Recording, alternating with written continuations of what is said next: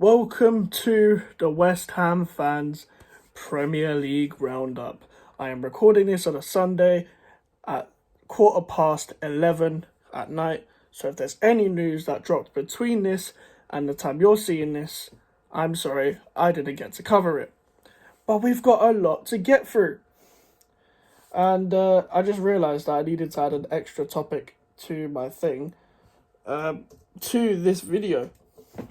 But yeah, if you haven't liked and subscribed already, make sure to do that before we get into the video. And you are getting another West Ham fan preview video at 6 o'clock, as all the other videos have been dropping and the support has been good so far.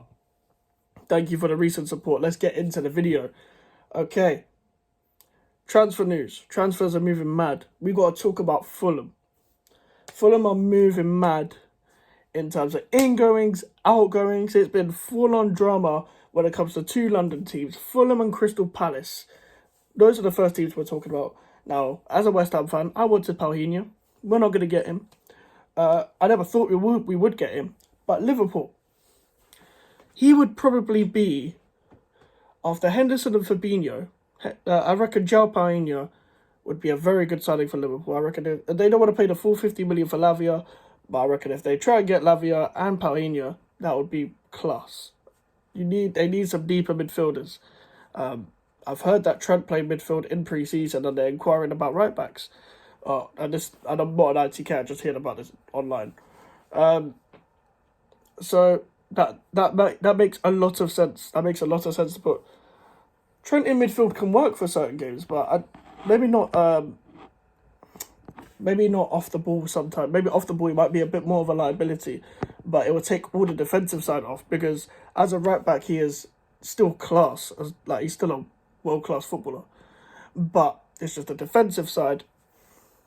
It is what it is, isn't it? But yeah, listen, Paulinho to Liverpool. You've also got Marco Silva rejecting the chance to go to Al Hilal, because Mitrovic is going to Al Ahly. I don't know how to pronounce it, guys. I'm sorry, but basically, Marco Silva was offered to go to the team that's got Edouard Mendy, Saint-Maximin. Who's the other two? Firmino and Mahrez.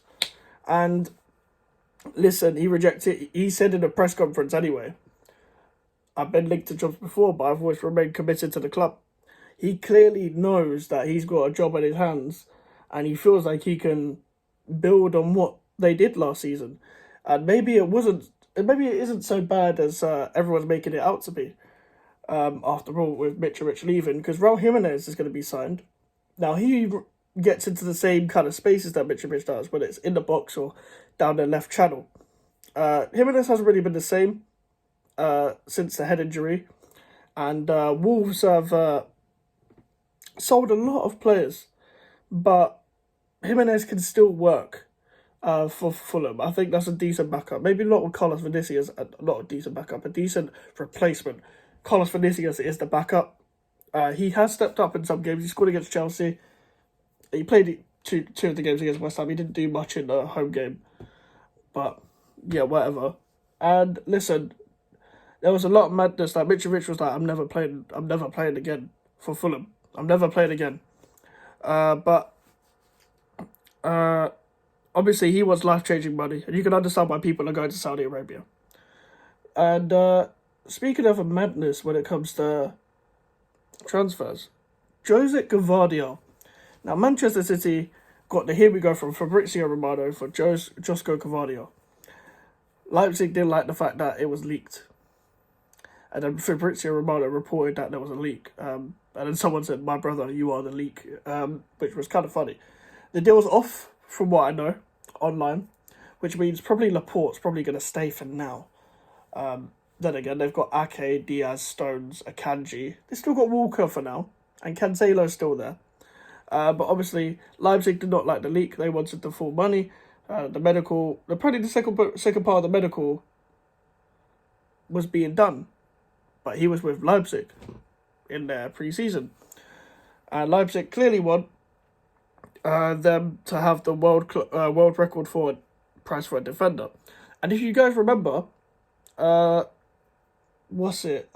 Chelsea wanted Gvardiol, and there was rumours that they were going to buy him for next season on deadline day when Thomas Tuchel was still there, but he was going to join next season, like they did with Nkunku. They're trying to keep a good relationship. This is when Todd Bowley was sporting director and he was trying to buy Lavia from Southampton just because he scored against them, even though he had just arrived 1 month before they bidded for him, which is fucking stupid.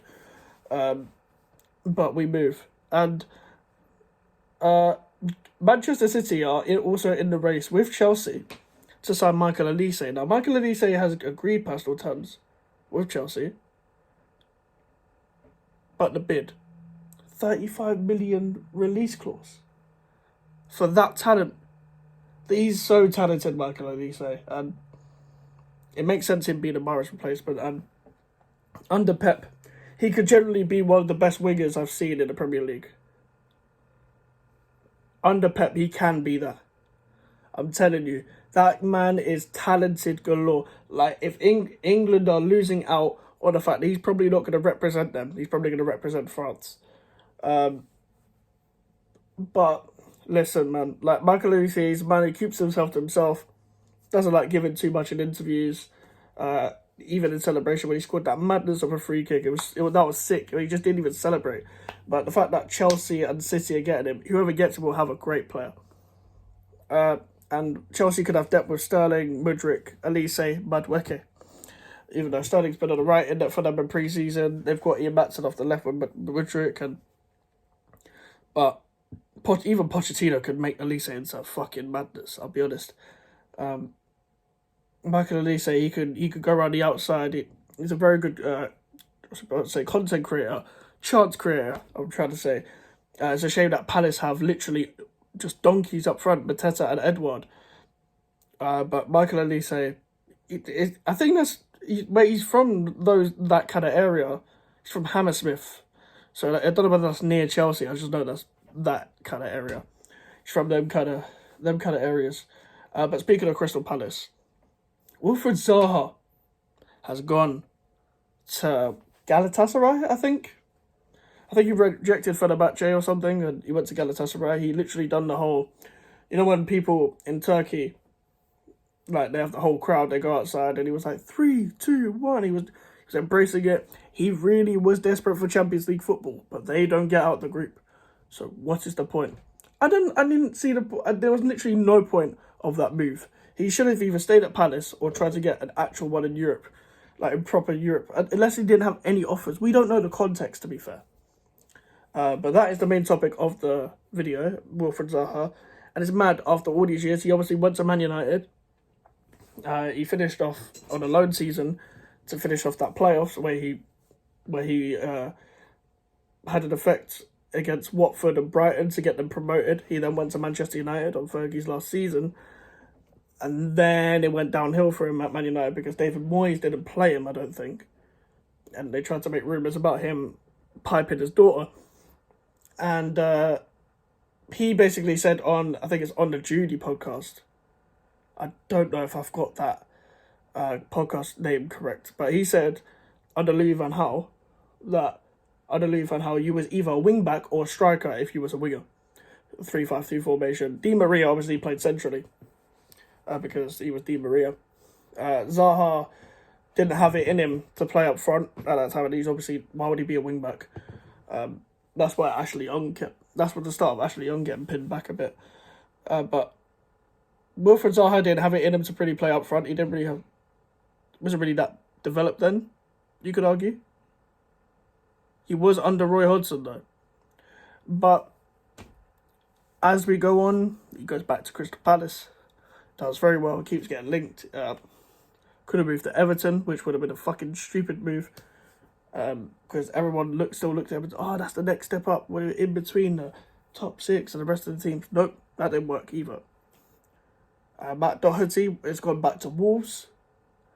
Again, another man that went to the top 6 team and it didn't really work out.